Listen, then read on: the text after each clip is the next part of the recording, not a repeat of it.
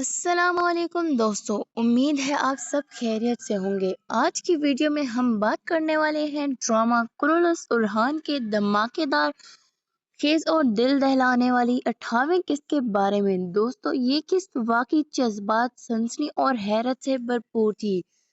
شروع سے آخر تک ایسا لگ رہا تھا جیسے کہانی سانس لینے کا موقع ہی نہیں دے رہی۔ کہانی کا آغاز بورسا کے شہر میں پھیلنے والے زبردست ہنگامے سے ہوتا ہے۔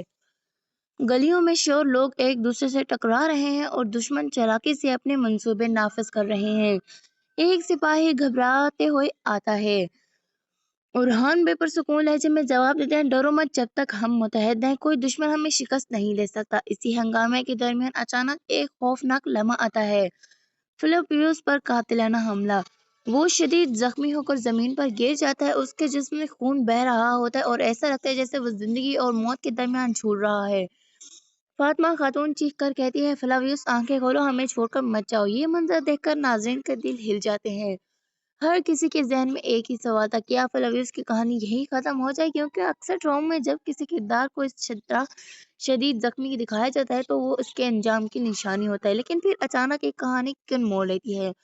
موت کے کنارے کھڑا فلاویوس کانپتے ہوئے لبوں کلمہ شہادت پڑھتا ہے، اشہد ان لا الہ الا اللہ۔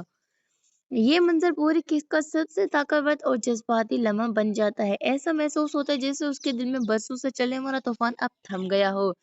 در حقیقت پچھلی قسطوں میں ہم نے دیکھا کہ فلاویوس ہمیشہ ایک اندرونی کشمکش میں مبتلا تھا۔ ایک طرف اس کی پرانی زندگی اور عقائد تھے اور دوسری طرف ارحان بے کی بہادری، انصاف اور مسلمانوں کا کردار اسے گہرائی سے متاثر کر رہا تھا۔ فلاویوس ایک بار کہتا ہے، ارحان، اپنے جیسے لوگ میں نے پہلے کبھی نہیں دیکھے۔ ارحان مسکرا کر جواب دیتا ہے، سچائی کا راستہ ہر اس شخص کے لیے کھلا ہے جو اسے تلاش کرنا چاہتا ہے۔ جب فلاویوس کلمہ پڑھتا ہے تو اس کی آنکھوں میں ایک نئی روشنی نظر آتی ہے، اور اگر وہ زندہ بچ جاتا تو یقیناً اس کی زندگی کا ایک نیا باب شروع ہوگا۔ اب سب سے بڑا سوال یہ ہے، اسلام قبول کرنے کے بعد فلاویوس کا نام کیا ہوگا؟ تاریخ میں اکثر ایسے جنگجو کو الگ کا نام لقب دیا جاتا ہے جو بہادری اور وفاداری کی علامت ہوتا ہے۔ ممکن ہے اب وہ ارحان بے کے سب سے مضبوط سپاہیوں میں شامل ہو جائے، کیونکہ وہ نہ صرف ایک بہترین جنگجو ہے بلکہ دشمن کی چالوں کو بھی بخوبی جانتا ہے۔ اور دوستو، ایک اور کہانی بھی ہے جس نے سب کے دل جیت لیے ہیں۔ فاطمہ خاتون اور فلاویوس کی محبت شروع میں ہی صرف احترام اور مدد تک محدود رہی، لیکن وقت کے ساتھ ساتھ دونوں کے درمیان جذبات گہرے ہوتے گئے۔ لیکن ایک بڑی رکاوٹ تھی، مذہب کا فرق۔ اب جب فلاویوس اسلام قبول کر چکا ہے تو شاید آنے والی قسطوں میں ہم اس محبت کو ایک نئے مرحلے میں داخل ہوتے دیکھیں، شاید اعتراف محبت، شاید ایک مضبوط رشتہ اور شاید ایک خوبصورت شادی۔ آپ میں سے پوچھنا چاہتا ہوں، کیا فلاویوس زندہ بچ جائے گا؟ اسلام قبول کرنے کے بعد اس کا نیا نام کیا ہوگا؟ اور کیا فاطمہ خاتون اور فلاویوس کی محبت کامیاب ہو جائے گی؟ ناظرین، اگرچہ اس سیریز میں فاطمہ خاتون اور فلاویوس کی کہانی بہت مشہور ہو چکی ہے، لیکن ہمیں ارحان بے کی اداکاری کو بھی نہیں بھولنا چاہیے۔ جب ارحان نے دلجا کے ساتھ سر قلم کیا تو اس وقت ان کی اداکاری واقعی بہت زبردست تھی۔ ان کے ڈائلاگ، بولنے کا انداز، چہرے کے تاثرات اب پہلے سے کہیں زیادہ طاقتور ہو چکے ہیں اور وہ واقعی ایک حقیقی سلطان جیسے لگتے ہیں۔ شاہین شاہ کی سازش، اس میں ہم نے دیکھا شاہین شاہ نے بڑی چالاکی سے ارحان بے سے تخت چھیننے کی کوشش کی، لیکن آخرکار وہ اس منصوبے ناکام ہو گیا اور وہاں سے فرار ہوگا۔ شاہین شاہ اتنی آسانی سے ہار ماننے والا نہیں ہے۔ جب وہ دوبارہ اپنی طاقت جمع کرے گا اور ارحان بے کے خلاف نئی سازش کرے گا۔ ٹریلر میں دکھایا گیا کہ ارحان نے علاؤدین کو شاہین شاہ کے پاس بھیجا ہے۔ علاؤدین اس سے کہتا ہے، تمہارے پاس صرف 3 دن کا وقت ہے، اس کے بعد تمہیں عثمانی سرزمین چھوڑنی ہوگی۔ یہ سن کر شاہین شاہ بہت زیادہ غصے میں آ جاتا ہے۔ دومرو اور بالابان کی شہادت میں رائے کے مطابق جب علاؤدین بھی یہ پیغام دے کر واپس جائیں گے تو شاہین شاہ ان پر پیچھے سے حملہ کرے گا۔ اس حملے میں دومرو اور بالابان شہید ہو جائیں گے، جبکہ علاؤدین بے صرف زخمی ہوں گے، اور غالب امکان ہے کہ یہ حملہ یزید اور دمیر خان کریں گے۔